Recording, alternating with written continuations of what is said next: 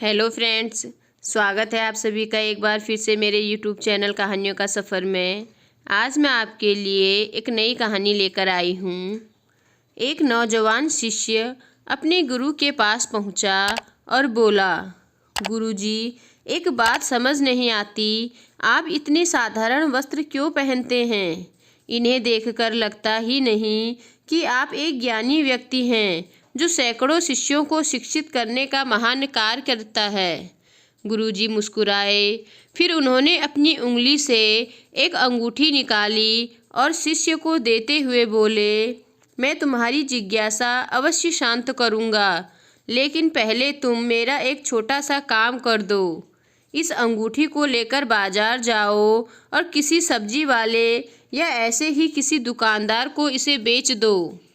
बस इतना ध्यान रहे कि इसके बदले कम से कम सोने की एक असरफी जरूर लाना। शिष्य फौरन उस अंगूठी को लेकर बाजार गया, पर थोड़ी देर में अंगूठी वापस लेकर लौट आया। क्या हुआ, तुम इसे लेकर क्यों लौट आए? गुरुजी ने पूछा।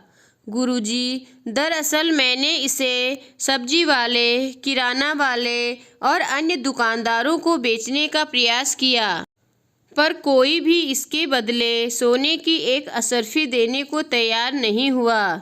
गुरुजी बोले, अच्छा, कोई बात नहीं, अब तुम इसे लेकर किसी जौहरी के पास जाओ और इसे बेचने की कोशिश करो।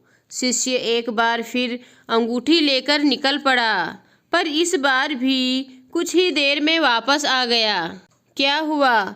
इस बार भी कोई इसके बदले एक असरफी भी देने को तैयार नहीं हुआ? गुरुजी ने पूछा।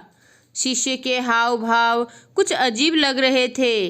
वो घबराते हुए बोला, अरे रे नहीं गुरुजी, इस बार मैं जिस किसी जौहरी के पास गया, सभी ने ये कहते हुए मुझे लौटा दिया कि यहाँ के सारे जौहरी मिलकर भी इस अनमोल हीरे को नहीं खरीद सकते। इसके लिए तो लाखों असरफियाँ भी कम हैं। यही तुम्हारे प्रश्न का उत्तर है, गुरुजी बोले। जिस प्रकार ऊपर से देखने पर इस अनमोल अंगूठी की कीमत का अंदाज़ा नहीं लगाया जा सकता, उसी प्रकार किसी व्यक्ति के वस्त्रों को देखकर उसे आंका नहीं जा सकता। व्यक्ति की विशेषता जानने के लिए उसे भीतर से देखना चाहिए। बाहरी आवरण तो कोई भी धारण कर सकता है, लेकिन आत्मा की शुद्धता और ज्ञान का भंडार तो अंदर ही छिपा होता है। शिष्य की जिज्ञासा शांत हो चुकी थी। वह समझ चुका था कि बाहरी वेशभूषा से व्यक्ति की सही पहचान नहीं हो सकती। जो बात मायने रखती है वो ये कि व्यक्ति भीतर से कैसा है। तो दोस्तों, आपको आज की कहानी कैसी लगी मुझे कमेंट कर ज़रूर बताएं।